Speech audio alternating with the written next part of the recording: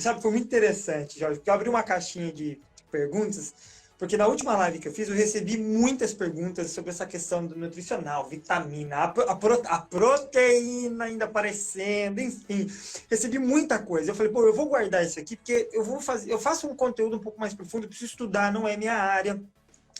E aí, calhou da gente falar, pô, vamos fazer com o Jorge? Você falou, vamos fazer. Eu abri uma nova caixinha e, mano, eu recebi muitas perguntas. Eu falei, caramba, olha, é doido, né, Jorge? Quando a gente para pensar a importância que é a gente voltar para as bases. Né? Às vezes a gente está discutindo, sabe, falando porque os aminoácidos essenciais, eles se ligam, e a gente esquece de fomentar a base mesmo, que a gente tem que voltar de vez em quando e falar, gente, arroz, feijão é de base vegetal, sabe? Então, assim, a pergunta que eu gostaria de começar esse rolê, eu sei que você vai destruir a pergunta, mas é assim, a gente cansa de falar, o veganismo, ele é possível, você pode ser vegano e saudável, certo? Certo? Opa. Por que, então, ainda existem profissionais, tanto da área da saúde, tanto outros profissionais que militam, vamos falar assim, militam em prol de não é saudável. Você, se for criança, não é, se for grávida, não tem como, se você for isso. Como você enxerga esses profissionais que ainda militam para falar, não, o veganismo não é saudável, mesmo um monte de entidade já falando que é?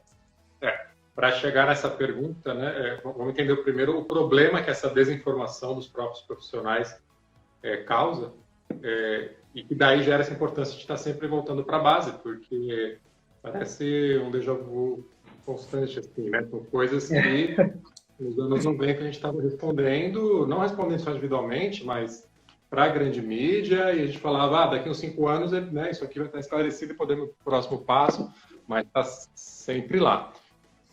E até a proposta hoje era nessa forma meio que de perguntas e respostas, né? As perguntas que você colheu, mas às vezes tem palestras que eu vou fazer numa feira vegana, uma coisa mais pontual, ou até de último aviso, ou o que seja, que eu falo, pessoal, ao invés de eu fazer uma palestra aqui, vamos fazer na forma de perguntas e respostas. Vocês vão pegar umas 3 perguntas e a gente organiza, porque assim eu respondo isso. Legal. É interessante, imagino que deve ser as perguntas que você recebeu também, uns 90% é sobre mitos. Né? Uns 90% refletem mitos que as pessoas estão lá, não é uma pergunta indo adiante. Porque a verdade também é muito simples. Esclarecidos os mitos, não tem muito mais complicação na nutrição vegetariana. Na discussão científica pode haver, dá para aprofundar e tal, mas na prática é basicamente esclarecer os mitos e toca. Como numa dieta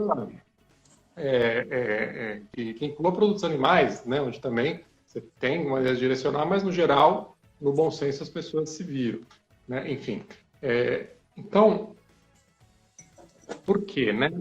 No meu tempo de faculdade, ali de 94 a 97, a gente era muito informado com materiais da indústria. Esse é um ponto. Né? Materiais... Existe essa influência mesmo. A gente fala, mas ela existe, é real. Existe, sim. Né? Isso é como, né, se for pensar em indústria farmacêutica na abordagem com médicos e por aí vai. Mas isso, vamos dizer, seria uma conveniência. Né?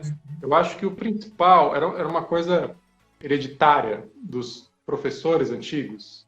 Eu não tenho certeza que não é mais tão hostil, né, como hoje em dia, mas na época dos 4 anos da minha faculdade, né, enfim, a minha turma e todas as turmas que estavam ali, né, vigentes, enquanto eu estava na faculdade, não tinha nenhum vegetariano sequer, muito menos um vegano cursando. Eu era o único vegetariano, eu era vegano, né, nos primeiros 6 meses me tornei vegano, mas nem outro vegetariano não tinha. Então, os professores eram muito refratários a qualquer coisa, né, que você propusesse, já com um preconceito muito grande. Hoje em dia, eu sei, eventualmente, em épocas pré-pandemia, né, ser convidado para dar uma aula ou outra em faculdades, universidades, que já tinham abertura maior para isso. E sempre tem na plateia ali um formando, né, um estudante que é vegetariano vegano, enfim. Mas ainda assim tem a normose que permeia ali isso é exceção, né? Então, parece que ainda na academia a gente está falando de algo alternativo, quando não é nada alternativo. Né? Se se algo é mais um ramo. Tem o pessoal que está ali enveredando para o funcional, ou até para uma especialidade, né, dentro de uma patologia, já no terceiro, quarto ano, já acaba a pessoa tendo uma definição. E se é para dieta vegetariana, é mais uma, né? E todos os outros têm que conhecer, igual eu tenho que aprender sobre cardio, sobre nefro, sobre o que for, e todos teriam que aprender sobre nutrição vegetariana, porque afinal vão aparecer pacientes. Né? Você vai trabalhar com doenças cardíacas, mas vai ter paciente que é cardíaco e vegetariano, que seja, né? Mas ainda é visto como não, isso é para os estranhos. Então tem essa resistência no próprio corpo docente, eu diria, com esses poucos professores que são vegetarianos, né, e que, enfim, tem uma carga, né, completa. E você acredita que essa influência não só da indústria da carne, mas da indústria farmacêutica, essa influência, ela ainda reflete nesses professores, na formação, quer dizer, ela ainda reflete na formação de novos profissionais? Ainda reflete, ainda reflete. Mas como eu falei, eu acho que isso não é a maior medida, né? É muito da herança que é passada enquanto cultura acadêmica, né, e tudo mais. E como ainda é visto como algo alternativo, fora da curva.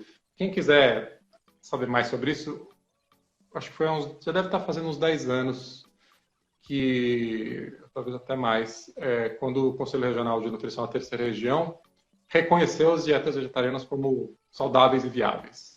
Acho que deve ter sido 2000 Nossa, faz mais. Desculpa, acho que foi 2007, por aí. No site da Nutriveg, nutriveg.com.br, nessa ocasião, eu escrevi um texto, tá na página inicial ali, uma referência para ele, onde eu contei um pouco dessa trajetória, como é que foi, né, essa relação com os professores e as barreiras na época que eu estava na faculdade e no que eu observei depois.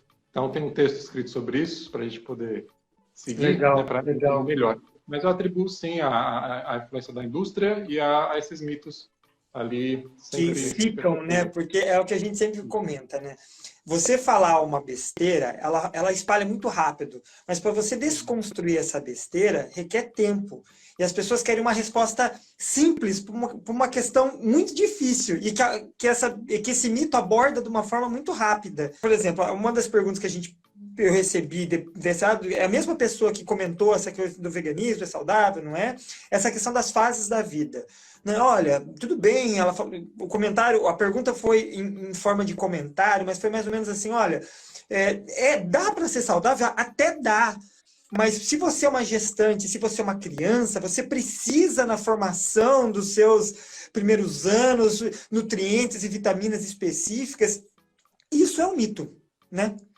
Sim, não precisa. Qualquer pessoa, ser bem claro, assim, qualquer pessoa, em qualquer fase da vida, ou seja, qualquer idade, ou estado, né, por exemplo, gestante, pode ter uma dieta 100% vegetal. Tá? Sempre que eu usar o termo aqui, dieta vegetariana, eu estou me referindo a uma dieta baseada 100% Sim. em vegetais. Tá? Concordo 100%. É esse. Tá? A outra dieta ela é proto-vegetariana, enfim, outra que eu possa... Enfim, e uma dieta desbalanceada, ela pode ocorrer sendo a base vegetal ou sendo não base vegetal. Então, eu acredito, você tem mais propriedade de falar nisso, mas eu acredito sim que os problemas que algumas pessoas acabam encontrando, né, na verdade, é mais uma dieta toda cagada do que simplesmente a pessoa parar de consumir produtos de origem animal. Isso, então é perfeitamente possível em qualquer fase da vida, e assim como uma pessoa onívora pode errar na sua dieta enquanto gestante ou enquanto o que eu estou oferecendo para uma criança, também pode errar numa dieta vegetariana, né? Porque, enfim, afinal, né, você tem a possibilidade de fazer errado, mas ela não é intrinsecamente inviável, né? E o que ocorre é que o paradoxo, não é mais um paradoxo hoje em dia, né, mas o dilema, vamos dizer assim, ele é que você tem mais risco de doenças de excesso numa dieta onívora e você tem mais riscos de deficiência numa dieta vegetariana. Mas aí depende do que você classifica como deficiência, porque, por exemplo, uma doença cardiovascular ou um câncer geralmente é atribuído como uma doença de excesso. Excesso de colesterol, excesso de gordura, excesso de calorias, comeu coisas a mais do que deveria. Mas também teve deficiências aí. deficiências de substâncias protetoras, deficiência de fibra, né, deficiência de fitoquímicos que têm ação antioxidante, portanto, poderiam ter evitado essa oxidação, a formação da aterosclerose, ou o que seja. Então, quando a gente coloca também nessa equação que essas substâncias protetoras estão em deficiência numa dieta que tenha menos vegetais, aí a gente já nem fala no risco maior de deficiência na dieta vegetariana. Mas sim, né, é mais provável, né, você ter algumas deficiências. Aí a diferença, primeiro, o risco de deficiência na dieta vegetariana é menor do que o risco de excesso numa dieta onívora. Então, se é para errar, né, você vai estar, o risco é menor numa dieta vegetariana, isso estatisticamente falando. E o tipo de erro que você comete, ele é mais fácil de ser corrigido. Né? Uma doença de excesso, ou seja, as doenças atribuídas ao consumo de produtos animais, algumas formas de câncer, doenças cardiovasculares, infarto, derrame... Não tem como corrigir muito fácil, não. Diabetes, obesidade, elas levam alguns anos para se instalar e também levam alguns anos para serem revertidas. Né? Já uma deficiência por B12, uma deficiência de ferro, uma deficiência de zinco, o que seja, você resolve em algumas semanas, em geral, né? Com suplementação ou, às vezes, em alguns meses, se for só pela dieta, sem o uso de suplementos. Mas o fato é que o tempo é muito mais curto. Então é melhor errar por deficiência do que errar por excesso. Mas você não precisa errar por nenhum deles, na verdade. Né? Porque o treinamento adequado, mas para ser mais específico, quando falam sobre errar, aí é mais se for criança, se for gestante, vegetariano ou não, um erro nessas fases da vida, ele tem consequências para o futuro. Você pode perder um desenvolvimento que você não recupera mais. Uma deficiência de ferro na infância, né, vai fazer com que a pessoa tenha problemas de desenvolvimento, não adianta ela repor esse ferro 2 anos depois. Né? Ela perdeu uma fase ali de desenvolvimento, ou de B12, ou desenvolvimento seja cognitivo, ou seja de crescimento mesmo, né? De estatura, ou o que seja. Mas isso não é exclusividade de dietas vegetarianas. Então, precisa ter mais atenção, mas já precisa de qualquer modo. Então, o resultado mais provável que a gente vê é que as crianças vegetarianas vão estar melhor no final das contas. Por quê? Tá todo mundo falando na orelha desse pai, né? Ou desse adolescente, ou daquela gestante. E aí ela fala, bom, deixa eu pesquisar. Agora, ninguém está lá, né, demandando muita atenção e muito cuidado específico de uma gestante onívora. Não faz parte, né, de estou gestante, culturalmente, né? Estou gestante, deixa eu ver quais são as deficiências aqui na dieta. Vai fazer o pré-natal, vai tomar talvez um mix ali, aqueles suplementos vitamínicos gerais, né? Os polivitamínicos. Mas, para o vegetariano, é muito mais provável dele pesquisar e dele saber, né, fazer uma dieta mais planejada. Porque está mais consciente da alimentação. Desse exemplo da gestante, mas a gente vê isso no geral também. Né? Porque a pessoa se tornou vegetariana, estão jogando mito. As pessoas não estão, no geral, ouvindo todo dia assim, mas a sua dieta está faltando isso, por que você está falando isso? Eu como todo mundo. Né? Tipo, nada a ver esse assunto. Para um vegetariano, não, ele fala, é um saco, mas beleza, né? Entendo por que você está me perguntando isso tudo. Vou procurar respostas, ou já tenho essas respostas, né? Ou tô... Você fica mais cuidadoso naquilo que você está comendo e isso acaba apresentando os números de pessoas que estão procurando, porque se a gente for ver essa deficiência... Né?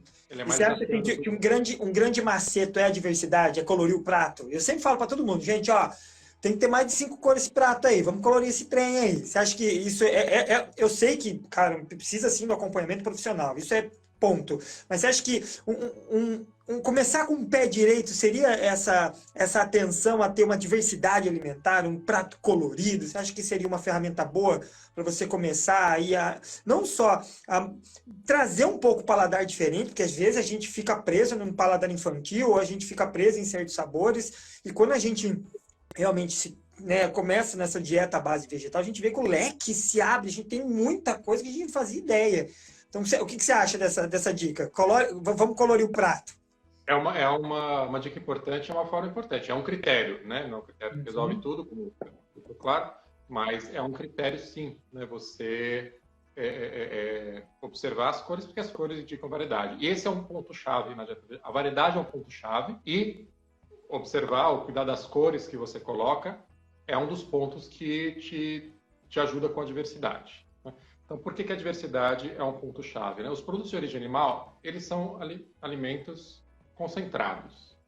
O animal ele comeu uma variedade de vegetais, concentrou aqueles nutrientes no seu músculo ou órgãos, para quem está comendo órgãos, mas enfim, nos seus tecidos, como se ele fosse uma usina, né, que está processando e concentrando algumas coisas que interessam ali. Então, por grama, né, ou por volume, que seja, já que tem muito pouca água e tem zero fibra nos produtos animais, naquele pedaço você tem sim uma concentração de nutrientes e uma variedade. Não quer dizer que tenha todos, não tem fibra, tem muito poucas substâncias protetoras, né, antioxidantes, mas sim, é muito concentrado em gordura, na maioria dos casos, é bastante concentrado em ferro, exceto laticínios, é bastante concentrado em zinco e proteína por volume. Ok. E quando a gente vai buscar isso nos vegetais, a gente tem que fazer isso em vários vegetais. E ao buscar essa variedade nos vegetais, a gente também está buscando, acaba por buscar outros nutrientes. Então, se a gente focar, vou pegar a proteína, o ferro e o cálcio dos alimentos, o zinco, enfim, dos alimentos de origem vegetal. Por tabela, quase que invariavelmente, você vai acabar também consumindo mais antioxidantes, mais vitaminas, mais minerais, mais fibra, mesmo que seja só buscar, vou focar nesses 4 nutrientes, essas outras coisas estão vindo. Se numa dieta animalizada você falar, vou buscar proteína, ferro, cálcio, você vai comer carne e leite e resolveu a proteína, ferro e cálcio, porque vai ter isso em quantidade suficiente. Só que o que veio extra com isso foi gordura, colesterol, né, e não o extra da fibra e dos antioxidantes. Então, a variedade é muito importante, porque os nutrientes estão mais espalhados nos vegetais. Mas você acaba pegando outras coisas por tabela que vão fazer muito bem. Enriquece a dieta. Então, a cor é, sim, uma dica importante. Mas uma forma que eu gosto de passar para os pacientes é da gente passar a enxergar o prato fazendo um paralelo, né, com produtos animais. E a gente vai colocar os grãos no centro desse prato. Então, em geral, a pessoa pensa, que carne eu vou comer hoje? Né? Vai ser frango, peixe, porco ou um bovino. E aí podem ter vegetais que combinam com aquilo, que ela já, se é peixe eu vou comer com batata, ou enfim, ela vai colocar alguns legumes ali em volta. Na dieta vegetariana, a gente não começa com um alimento. A gente começa com 3 tipos de grãos. Então, tem os cereais, que é o grupo do arroz, arroz, milho, quinoa, cevada, trigo, né? Esses grãos que nascem em espiga. O milho é uma espiga, mas o arroz também é uma pequena espiga, né? Em aquele formato assim. O outro tipo de grão são as leguminosas, que é a família do feijão. Feijão, lentilha, ervilha, grão de bico, soja e alguns mais, mas esses são os mais comuns. São grãos mais redondos e nascem em favas, silvagens. Né? Então, falamos de cereais, tipo arroz, leguminosas, tipo feijão. O terceiro tipo de grão é muito fácil também de identificar, que são as oleaginosas, ou seja, são as sementes, né, os grãos que têm bastante óleo. Castanha de caju, castanha do Pará, amêndoa, amendoim, nozes. Aí tem as menos comuns, tipo pistache, macadâmia, avelã, menos comuns no Brasil, pelo menos. E aí tem as menorzinhas, semente de abóbora, gergelim, semente de girassol, por exemplo. E também tem bastante óleo. Basta você pensar, se estiver em dúvida, se eu pegar essa semente crua, né, enfim, in natura, e amassar numa folha de papel, vai manchar de óleo? O arroz não vai manchar, nem o feijão. Não vai manchar um papel se eu amassar ali. Uma semente de girassol, de abóbora ou uma castanha vai manchar. Então, é oleaginosa, tem bastante óleo. Muito bem. Então, são 3 tipos, cereais, leguminosas e oleaginosas. Então, o seu prato vai começar por aí. Tipo, qual cereal, leguminosa e oleaginosa eu vou comer essa refeição? Vai ser arroz, cereal, com feijão, leguminosa, com castanha de caju, né?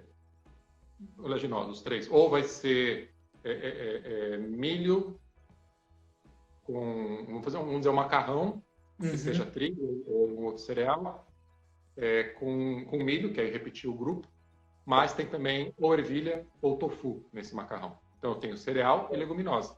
Tofu, no caso, é soja. E eu posso colocar um gergelim por cima. Coloquei as 3 sementes. E aí a partir disso, então, desse centro do prato, que é composto por 3 sementes, ou no mínimo 2, nem toda a refeição do dia a gente consegue, às vezes, colocar as 3 no café da manhã, por exemplo. Muitas vezes não cabe as 3. Mas aí, a partir disso, aí eu vou colocar, se é esse macarrão, eu vou colocar ali brócolis, enfim, alguns legumes, né? Acompanhado com uma salada crua também, e frutas. Se não for na refeição, para quem não tem o hábito, vai ser de tarde, ou no meio da manhã, ou em algum outro momento. Então, assim também a gente coloca a variedade, né? Eu tenho 3 tipos de grão, acompanho ele com pelo menos 2 tipos de outras verduras, e acrescento frutas, né? Essas verduras podem ser, na verdade, em geral, hortaliças em geral, pode ser raízes também, né? Como mandioca, mandioquinha, e por aí vai. Tá? Então, essa é uma outra forma, e que tudo isso também tem a cor, porque você pode também escolher vários desses que são brancos, né? Nossa, o arroz com uma batata. Você falando, tá imaginando, caramba, num prato de macarrão, a gente consegue colocar praticamente tudo que a gente precisa, num prato de macarrão. Isso tudo num sanduíche de pão de forma, assim, Caramba. né? Por exemplo, uma fatia de tofu, o pão, claro, e pasta de tahine, e você pode até colocar uma fatia de abacate ali para colocar uma fruta. Então, o tahine é a pasta de gergelim, foi a oleaginosa. O pão foi o cereal. O tofu foi a leguminosa. E vou colocar mais alguns vegetais ali. Né? Estou perguntando para você, aveia entra em qual grupo? Aveia. Aveia, ela aparece com o quê? Com feijão, com arroz ou com uma castanha? É claro que, às vezes, a pessoa também ela só conhece a aveia pelo nome no rótulo, né? Mas se der um Google e você ver o formato dela, ela aparece com arroz, né? Ela é portanto, da família do arroz. Legal. Tá.